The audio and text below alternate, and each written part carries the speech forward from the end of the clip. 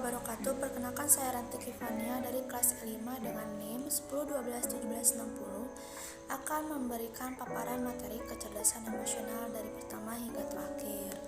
Yang pertama ialah kenali diri. Mengenal diri sendiri menurut psikolog berarti memiliki pemahaman tentang perasaan, motivasi, pola pikir, dan kecenderungan kita. Hal-hal tersebut memberikan pemahaman yang stabil mengenai harga diri, nilai-nilai, serta motivasi kita. Tanpa pemahaman ini, kita tidak dapat mengukur nilai kita sendiri. Mengenal diri sendiri dapat membangun rasa percaya diri. Sederhananya, percaya diri bisa dikatakan sebagai suatu keyakinan terhadap segala aspek, baik kelebihan maupun kekurangannya. Pada materi kedua ialah kecerdasan emosional. Menurut Peter Salovey dan Jack Mayer dalam Mulan mengemukakan bahwa kecerdasan emosional adalah kemampuan seseorang untuk menyadari emosi dan perasaannya sendiri, di samping mengerti apa yang dirasakan oleh orang lain, memiliki kemampuan untuk mengendalikan emosinya serta menggunakan perasaannya dalam berpikir dan bertingkah laku. Indikator kecerdasan emosional menurut Daniel Goleman terbagi menjadi 5, ialah kesadaran diri, pengaturan diri, motivasi, memahami orang lain, dan keterampilan sosial. Faktor yang mempengaruhi kecerdasan emosional terbagi menjadi 2, ialah faktor keluarga dan lingkungan non-keluarga.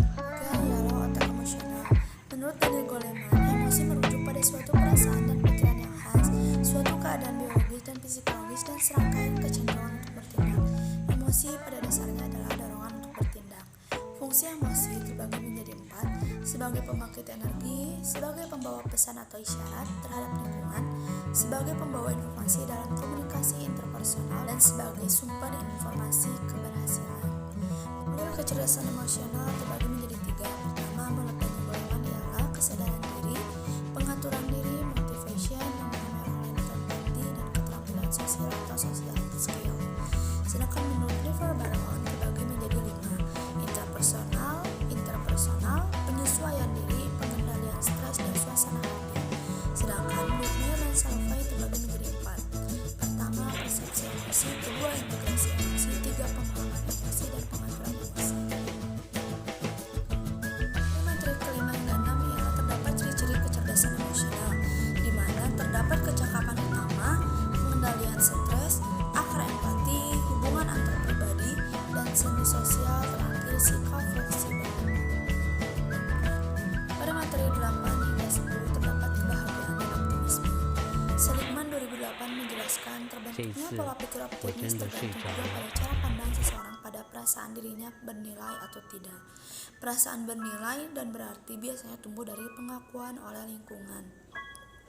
Sedangkan kebahagiaan adalah suatu variabel psikologis yang berkaitan dengan kesehatan fisik dan mental atau kesejahteraan emosi. Hal tersebut merupakan suatu emosi positif atau menyenangkan yang menjadikan individu merasa puas hingga memiliki kegembiraan yang intens. Pada materi ke-11 ialah kesempatan emas.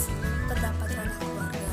Kehidupan keluarga merupakan sekolah pertama kita untuk mempelajari emosi, cara orang tua memperlakukan anak-anaknya entah dengan disiplin yang keras atau berakibat mendalam dan permanen bagi kehidupan sosial si anak.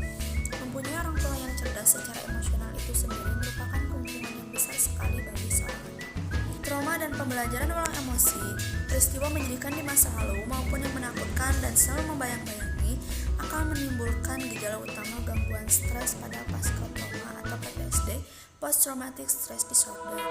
Sedangkan mengenal temperamen adalah kepribadian yang menentukan bagaimana kita memberikan respon terhadap berbagai hal yang terjadi dalam hidup. Temperamen merupakan kepribadian yang sudah ada sejak dari lahir. Dan pada materi 12 ialah The Art of Change for Entrepreneur. Bagi seorang pengusaha, emotional intelligence sangatlah penting. Pengelolaan emosi yang baik untuk diri sendiri dan orang sekitarnya menjadi dampak paling penting dalam berjalannya suatu usaha. Hambatan secara mental atau psikologis yang menyelubungi pikiran seseorang, ia dapat muncul dari kekeliruan pengalaman hidup, sisa traumatik di masa lalu. Tetap, tentunya kita harus melakukan perubahan untuk menjadi pengusaha yang memiliki kemampuan kecerdasan emosional yang baik. Jika Anda menginginkan perubahan kecil dalam hidup, ubahlah perilaku Anda. Tetapi bila Anda menginginkan perubahan yang besar dan mendasar, ubahlah pola pikir Anda. Sekian pemaparan materi yang ingin saya sampaikan. Mohon maaf bila ada kekurangan. Saya undur pamit. Wassalamualaikum warahmatullahi wabarakatuh.